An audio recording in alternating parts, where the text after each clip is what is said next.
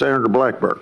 Thank you, Mr. Chairman, and AG Bondi, thank you for your time before us today. I have found this hearing to be so instructive because it has pointed out to me the lack of caring from my colleagues across the dais when it comes to how the DOJ under Biden was weaponized, how they used this for political attack on their political opponents, and the smugness from some of my colleagues across the dais. I think they enjoyed it. I think they wanted it to continue.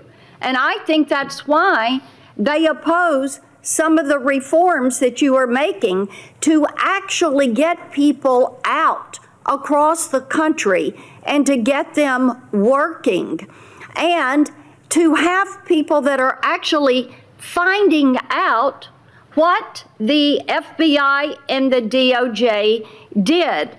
You look at what happened with Crossfire Hurricane and the way some Democrats tried to blow that up and make it some big issue and all about Donald Trump and the accusations, and of course, they've been proven wrong. You look at what has happened, what we're finding out about Arctic frost, and the way we were surveilled, and the way Senator Graham, Senator Hawley, and I, we don't know what all they got. We don't know who all they tracked. But to tap our phones, to pull that data for these wireless companies to have allowed them to have that, and for them to use it in their investigations, how disgusting is that? And their attitude and lack of concern about the weaponization of the DOJ. I've had a couple of colleagues who have been so concerned about some bureaucrats at the DOJ and the FBI being fired. You know what? If they did wrong, not only fire them, prosecute them. And my hope is that as we look at what happened with Arctic frost, that there will be a special counsel, that we will do our due diligence, and that those who did this wrong, this illegal activity, absolutely, they need to be prosecuted and they need to face the full extent of accountability within the law. I made a note of how resistant they are to reform. And in my opinion, what this shows is that they don't want one tier of justice. What they want is two tiers of justice. It was their play box. They could get in there and manipulate and use it to spy on us. So they saw this as something that furthered their political goal. So I am pleased that you are cleaning house. And those who have not served the American people well, fire them. They need to be gone. They need to be gone. Talk for a moment, just a moment, about what you're doing to end the weaponization.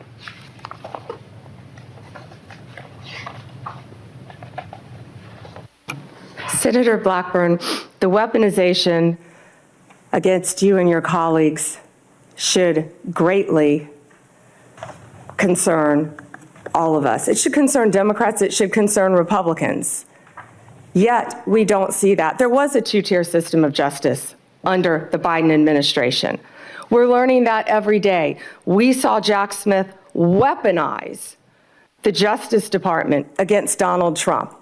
We saw the Biden administration weaponize the entire Justice Department, all of the law enforcement agencies, against Donald Trump, against his family members, against his friends for years and years. And that weaponization is over. No one is above the law.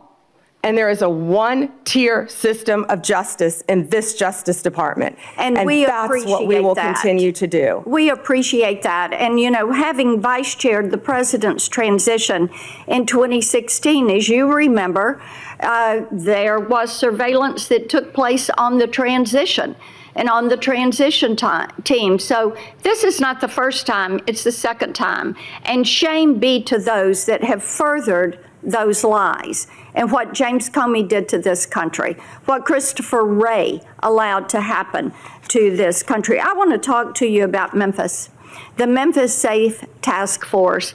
And you, President Trump, Director Patel, the work you're doing there is really quite amazing. I had pulled those latest stats, and we had 503 arrests with the FBI task force in July and August. We've added, with your Memphis Safe Task Force, just last week, 321 arrests, 83 firearms that were seized, 7 missing children that were recovered, 28 known gang members have been arrested, and the list continues to grow. We've also gotten over 120 federal indictments. But this is really quite a success story, and I think that cities like Portland and Chicago are missing out by not having this coordinated, focused effort. And the fact that there are 13 federal and state agencies working together to make Memphis safe again. And we are very grateful about that. One of the things that we are working on is to end a cashless bail. We have a very liberal DA in Memphis that has campaigned on avoiding cash bail. And we had a good hearing on this last week. And we have legislation, Representative Stefanik and I have legislation that would end cash bail, end cashless bail in DC, and then also would remove funds from jurisdictions that practice cashless bail. Touch on that and the importance of having cash bail for that accountability, keeping those criminals off the streets. Yeah, Senator Blackburn, first to Memphis. I was in Memphis, as you know, a few days ago with Secretary Hegseth, and we had about 1,100 officers from at least 13 agencies working hand in hand. Your Memphis police officers care. They want to be out there doing their jobs. And what we said is we have federal law enforcement officers now who have their backs. They were thrilled to have us there. The mayor, Paul Young, is working well with us. Of course, Governor Lee was there. You have been a champion of this. Senator Haggerty has been a champion of this.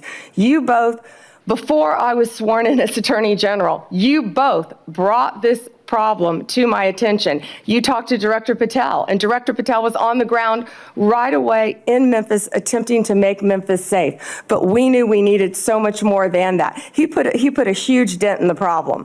But Memphis's crime is through the roof, the highest violent crime rate in the entire country.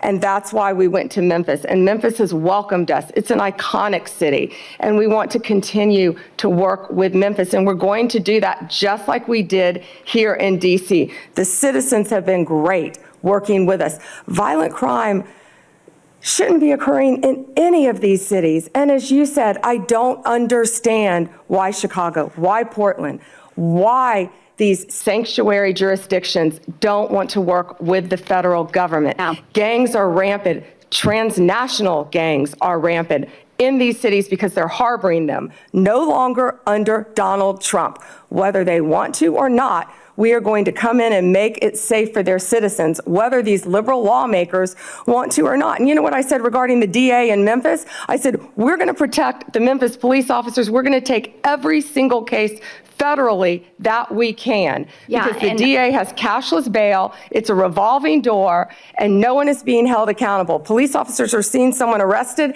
and they're back out on the streets the next night committing crimes. And Janine Pirro is working on that here in D.C. to change that as well. So thank you for your legislation. We appreciate that, and the Memphis mayor is doing great. We had a Shelby County official who was trying to dox some of these officers, and she's since taken this tweet down, but she's an elected official. And she goes, attention on Peabody between McLean and Cooper, 4 fed vehicles and a trooper, men in full gear and guns on street. Hashtag pay attention, folks. This is the kind of action that is not called for. I mean, the fact that an elected official would do this is why we have legislation that would make it a crime to dox any federal law enforcement official when they are doing their job. And these apps, and Apple and Google say that they've removed these apps, but I tell you what, these law enforcement officers need to be protected. We appreciate that you are doing that. Thank you for being here. Thank you, Senator.